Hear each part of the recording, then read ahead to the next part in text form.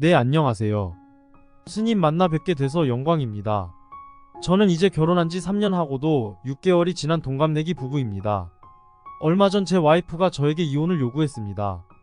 직접적인 사유는 제가 거짓말한 게 들통이 났지만 그것은 하나의 시작점이 됐을 뿐이고, 그동안 무수히 많은 습관적인 가벼운 거짓말과 해달라고 하면 바로바로 안 해주고 말로만 알았어 하는 등 그렇게 시간만 계속 보냈습니다. 그래서 제가 지금 생각해보면 저는 와이프한테 사랑받을 줄만 알았지, 저는 사랑을 주지 않고 제 편한 대로만 생활했었던 것 같습니다.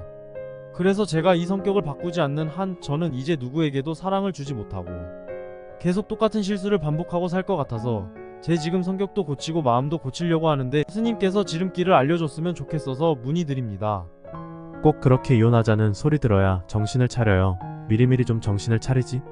그래도 지금이라도 그렇게 알아들었다니까 다행이에요. 늦었다 할 때가 빠른 때다 이런 말 있잖아요. 사랑을 준다. 사랑이 뭘까요? 무작정 좋다고 하는 건 욕망이지 사랑이 아니에요. 사랑은 상대를 인정하는 거예요. 나와 다른 상대를 첫째 인정해야 돼요. 그 사람 입장에서는 그럴 수 있겠구나 하고 이해해야 돼요. 그러니까 나와 다른 상대를 인정하고 사람 입장에서는 그럴 수도 있겠다고 이해하는 것이 사랑이에요. 이해가 없는 사랑은 그건 바로 폭력이에요. 우리가 성추행이라는 게 이해가 없잖아요. 상대가 원하는지 안 하든지 관계없이 내가 좋다고 가서 껴안으면 성추행이 되잖아요. 그러니까 상대에 대한 이해가 필요해요. 이런 이해를 바탕에 두고 항상 상대가 필요한 걸 해주고 상대가 원하는 걸 해주고, 이런 관점을 가져야 돼요. 내가 주고 싶을 때 주는 게 중요한 게 아니에요. 그건 내 욕망이지. 그러니까 내가 조금 피곤해도 도와달라 할 때 일어나서 도와줘야죠.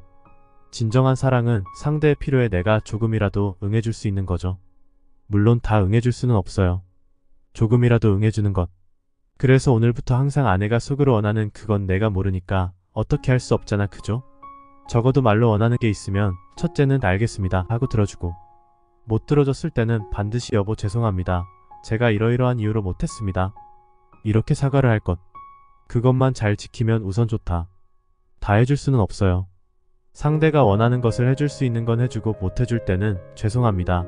제가 그건 못했습니다. 이렇게 사정을 얘기해라. 그게 사랑이다. 사랑이란 딴 게 아니다. 그리고 제가 일이 있고 나서 제 스스로를 돌아보면서 저를 생각하다가 제가 좀 성격상의 문제도 많은 것 같고, 그래서 좀 유명하다고 할 수 있는 심리상담센터 이런 곳을 갔더니 일단은 그 심리 분석을 먼저 해보고 그 다음부터 심리치료를 길게 들어가면 사람도 성격이 바뀔 수 있다. 성격이 바뀌는 게 좀 힘들 뿐이지만 노력하고 절실한 마음이 있으면 바뀔 수 있다고 하는데, 이게 성격이 정말 바뀔 수 있는지 그것도 정말 궁금합니다. 내 성격은 바뀔 수가 있습니다. 성격은 형성되어진 것이기 때문에 바뀔 수가 있다. 근데 굉장히 바뀌기가 어렵죠. 옛날부터는 바뀌기 어려우니까 그 어려운 것만 보고 아이고 저건 태어날 때 타고났다, 그래서 하늘로부터 부여받았다, 그래서 천성이라고 불렀거든요. 그래서 바뀌기가 어렵다 보니 안 바뀐다 이런 생각을 했는데, 어려울 뿐이지 바뀔 수는 있다. 그런데 어릴 때 형성된 거는 현재 노력으로는 좀 바뀌기 어렵다. 부처님이나 이런 사람처럼 죽을 각오로 해야 바뀐다. 그러나 사춘기 이후에 형성된 것들은 우리가 조금만 노력하면 바뀔 수가 있다. 이런 얘기예요. 그래서 그분의 얘기도 맞다. 그러나 심리를 분석하고 상담을 길게 하고 이런 거는 돈이 많이 든다는 거예요.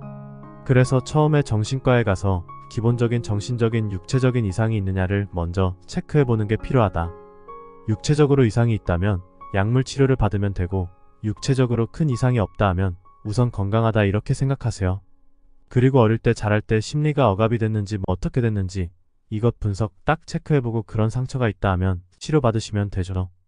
내 혼자 힘으로 못하는 거는 의사의 도움을 얻어야 되고, 뒤에는 이런 수행 모임에 참여해서 꾸준히 자기가 자기를 변화시켜야 된다. 그래서 꾸준히 해나가야 됩니다. 근데 다행히 자신을 알게 됐어. 근데 남을 이해하지 못하겠으면 이런 기도문을 가지고 꾸준히 해야 된다. 모든 것은 서로 다르다. 항상 아내에 대해서 나와 다른 아내를 인정해야죠. 어떻게 저럴 수가 있나 이런 말하면 안 되고, 우리 아내는 저렇구나, 저걸 좋아하구나, 저런 성격이 있구나, 저런 취향이 있구나 이렇게 인정하기. 이런 기도를 매일 108배를 절을 하면 조금씩 변화가 오고, 하기 힘들면은 행복학교 같은 곳에 와서 공부를 하면 도움이 된다고 볼 수 있어요. 이제 이렇게 심리 상담을 받거나 안 그러면 정신과 치료를 받을 때는 이게 심각하면 혼자서 수행하면 안 되고 치료받으면서 같이 극복해 나가야죠. 자긴 지금 약간 자각은 됐거든요. 내가 좀 문제가 있다고 자각이 됐으면 이제 자기 치료를 하는데 상당히 도움이 된다. 이렇게 볼 수 있어요. 알겠습니다. 예수님 말씀대로 일단 먼저 나를 돌아보고 병원을 가보고 해서 노력하고 제가 지금 저도 스스로 노력하면 바뀔 수 있다고 믿고 있으니 그거를 흔들리지 않고 꿋꿋이 지켜나가서 제 자신이 변하게 되는 계기로 삼겠습니다. 여러분은 어떻게 보셨나요? 사랑한다는 것은 상대방을 이해하는 것이라고 합니다. 내가 주고 싶을 때 원하는 것을 주는 것이 아니라 상대방이 원하는 것을 알고 이해하는 것이라고 법륜 스님은 말씀하셨습니다. 저는 이 이야기를 들으면서 한 가지 우화가 생각이 났는데요. 소와 사자가 결혼을 했는데 소는 사자에게 자신이 가장 소중하다고 생각하는 풀을 가져다 주고 사자는 자신에게 가장 소중한 고기를 가져다 줬다는 이야기입니다. 서로 좋아하는 마음은 너무 컸지만 상대방에 대한 이해가 부족하다 보니 진정한 사랑으로 발전하지 못한 모습을 보여주는 것 같습니다. 우리도 그러한 모습이 있지 않나요? 내가 좋아하는 거니까 상대방도 좋아할 것이라고 착각하며 사는 순간이 정말 많은 것 같습니다. 우선 저부터 반성을 해야 할 것 같습니다. 행복한 구독자 여러분도 오늘 이야기를 통해 나는 이런 모습이 없었는지 돌아보는 시간을 가지셨으면 좋겠습니다. 그러면 우리의 삶도 더욱더 풍성하고 행복하게 변해갈 것을 기대할 수 있을 것입니다.